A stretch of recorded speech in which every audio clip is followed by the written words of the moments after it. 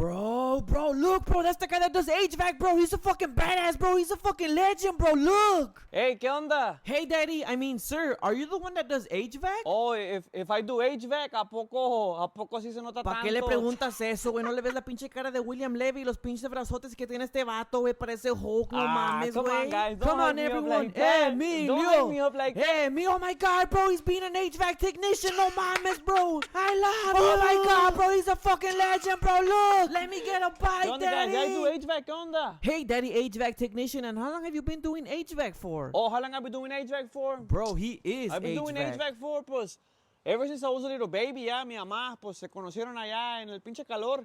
Mi papá vino y, pues, le puso aire acondicionado a su casa. Pum, se enamoraron de volada. Ping, ping, ping, salí yo.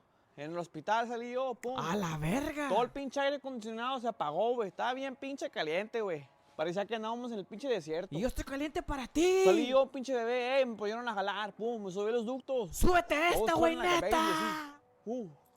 Pum, le arreglé la pinche temperatura, un pinche freon, Damn, daddy, you're pinche fine. tape and flow de volada, pum. I want you to pum me de volada, daddy, neta. El pinche hospital estaba frío a la verga.